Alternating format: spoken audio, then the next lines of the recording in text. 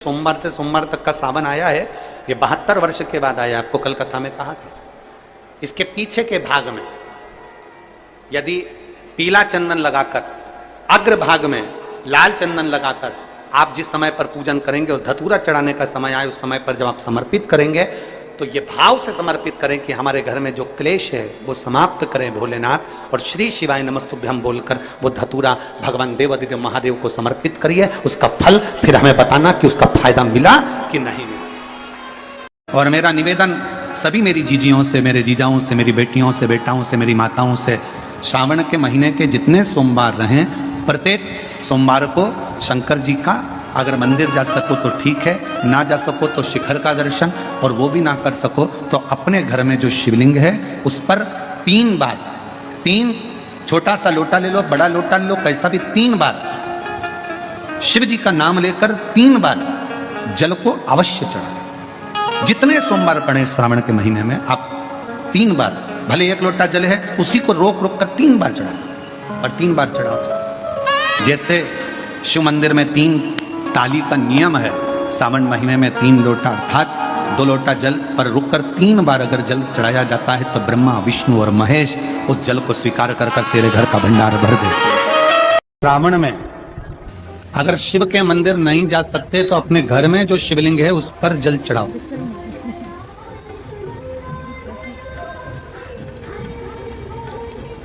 और यदि आप अपने शंकर के घर में शिवलिंग पर भी जल नहीं चढ़ा पा रहे हो तो किसी बेलपत्री का वृक्ष हो, उस वृक्ष के नीचे भी जल चढ़ाओ। और कभी मौका मिल जाए, कभी भगवान शंकर की बड़ी करुणा हो जाए, भगवान शंकर की बड़ी उदारता हो जाए, भगवान शंकर की बड़ी कृपा हो जाए, बड़ी कृपा हो जाए, भगवान शंकर जिस दिन तुम्हारे ऊपर बड़ी कृपा कर दे, किसी सोमवार को 3 नियम बना लो। महीने में 2 लोटा जल महादेव जी को चढ़ाने के लिए जाओ, तब 3 चीजें अपने अंदर धारण करना।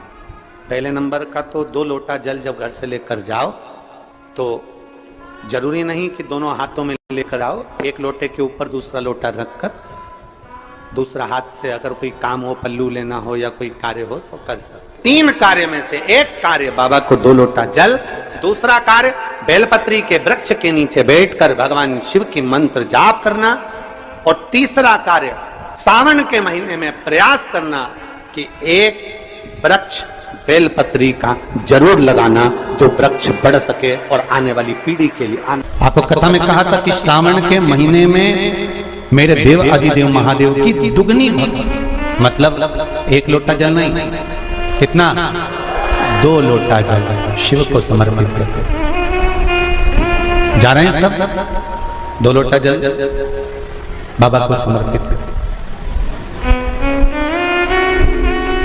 मेरे भोले तेरा सहारा है, मेरी नैया का तू किनारा है। की कथा में गंगा और पार्वती की मूल तत्वता, जैसे श्रावण का महीना आता है तो गंगा मैया और पार्वती मैया ये दोनों सृष्टि के भार जब भगवान शंकर पर आ जाता है 4 महीने तक, जिसको हमारे यहाँ चतुर्मास कहा जाता है, तो ये 4 महीना जब चतुर्मास का आता है तो सृष्टि का संपूर्ण भार मेरे देवादिदेव महादेव पर है। और देवादिदेव महादेव पर जब सृष्टि का भार आता है तो केवल अकेले महादेव इस भार को नहीं उठाता, इस भार को उठाने के लिए गंगा और माता पार्वती भी उनके नजदीक में आकर खड़ी हो जाती।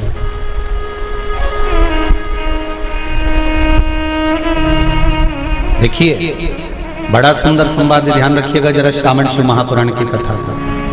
श्रावण के महीने में किसी भी एक सोमवार को अगर व्यापार नहीं चल रहा है, नौकरी नहीं मिल रही है, तो कोई तकलीफ आ रही है, तो कोई कष्ट आ रहा है, कोई रोग बढ़ रहा है, डॉक्टर से ऐसा लग रहा है कि ये बड़ी बीमारी बताने वाला है, शरीर में कोई गांठ पड़ गई है और वो जांच के लिए गई है, तो बिल्कुल श्रावण के महीने में किसी भी एक सोमवार को गंगा जल लेकर जाइए शिव मंदिर में, शंकर जी के मंदिर में थोड़ा सा गंगा जल नंदी को समर्पित कर कर, थोड़ा अशोक सुंदरी को समर्पित कर कर, थोड़ा गणेश और कार्तिकेय को समर्पित कर कर, थोड़ा सा गंगा जल जया विषहरा शामरी बारी दौतली और देव को समर्पित कर कर, थोड़ा सा गंगा जल शिवलिंग को समर्पित कर दो। उस गंगा जल को वापस झेल कर लेकर आओ। 3 दिन तक लगातार उस गंगा जल को पीना प्रारंभ करो। उसके बाद जांच के लिए आप कहीं पर भी जाइए, बाबा कृपा जरूर करेगा, ये निश्चित था। सावन में बस इतना ही करो। सोमवार का आपको स्मरण मालूम होगा, सावन के कई बार 4 सोमवार पड़ जाते हैं, कई बार 5 सोमवार पड़ जाते हैं। 5 सोमवार का आप लोगों ने तो सुन रखा होगा ना, 5 सोमवार की महिमा क्या है। सावन के महीने के 5 सोमवार की महिमा क्या होती है, तो कहा अगर 5 सोमवार सावन के महीने में पड़ जाते हैं तो शिव पंचायत का पूरा पुण्य एक शंकर पर जल चढ़ाने से पूरा फल प्राप्त हो जाता है। शिव पंचायत श्रावण का पहला सोमवार होता है शिव तत्व का, श्रावण का दूसरा सोमवार होता है देवी तत्व का, मां दुर्गा, मां भवानी।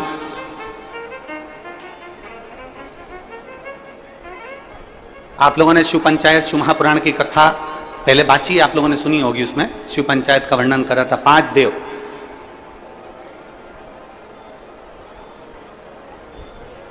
शंकर भगवान स्वयं पंचदेव में प्रथमता प्राप्त कर कर बैठते, मां दुर्गा, भगवान नारायण शिव पंचायत में, भगवान भास्कर देव और स्वयं भगवान शिव के सुंदर आनंद धारण करने वाले श्री गणेश पंच।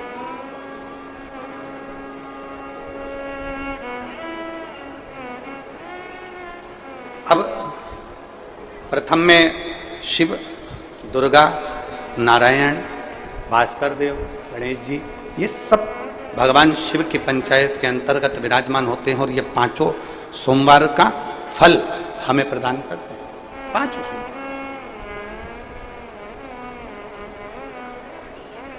एक सोमवार की महत्वता है, एक सोमवार का क्रम है। कई माताएं उस क्रम को धारण भी करती हैं, ऐसा नहीं कि कई माताएं नहीं करती हैं, सबका अपना अपना नियम होता है। कोई शिव मंदिर में जाता है तो एक अक्षत, एक चावल का दाना शिव जी को समर्पित करता है, कोई मंदिर जाता है तो एक पुष्प शिव जी को समर्पित करता है, कोई मंदिर जाता है तो एक बेलपत्र शिव जी को समर्पित करता है, कोई मंदिर जाता है तो जल समर्पित करता है, सबका अपना अपना भाव है। सावन के महीने में जिस व्यक्ति पर कर्जा बहुत ज्यादा मात्रा में हो जाता है और कर्जा चूकता नहीं है, आप बहुत प्रयास कर लिए, कभी मौका लगे कर्जा मुक्ति के लिए सारे, अगर कोई श्रेष्ठ वृक्ष माना गया है तो वो बट का वृक्ष माना गया महाराज। इसलिए प्रशासनिक कार्य के लिए, मानसिक टेंशन में, परेशानियों में बटकेश्वर महादेव का स्मरण किया जाता है। और यदि निवेदन करूंगा बहुत ज्यादा, यदि आपको कर्जा हो गया है, बहुत ज्यादा कर्जा हो गया और वो कर्जा चूक ही नहीं रहा, तो थोड़े दिन बड़ के पेड़ के नीचे आप बटकेश्वर महादेव के लिए 1 लोटा पानी, उसमें थोड़ा सा पिसा हुआ चावल पीस के गला लेना, चावल को और पीस लेना, पीस के उस पानी में मिला लेना और मिलाकर उसमें थोड़ी सी हल्दी पिसी हुई डालकर बटकेश्वर महादेव के नाम से बड़ के पेड़ के नीचे अपनी कामना कर कर, जो कर्जा हुआ है उस कर्जे का भान देते हुए, स्मरण देते हुए छोड़ दीजिए। महाराज 2 या 3 सोमवार एक ही जगह पर करना। भंडारी भोले भंडारी, भंडारी भोले भंडारी, ओ भंडारी भोले भंडारी, भंडारी भोले भंडारी। अरे तेरी जटा बड़ी प्यारी ओ भोले भंडारी, तेरी जटा बड़ी प्यारी ओ भोले भंडारी। बाबा तेरी जटा बड़ी प्यारी ओ भोले भंडारी, तेरी जटा बड़ी प्यारी ओ भोले भंडारी। बड़े आनंद में दोनों हाथों से ताली सेवा देते हुए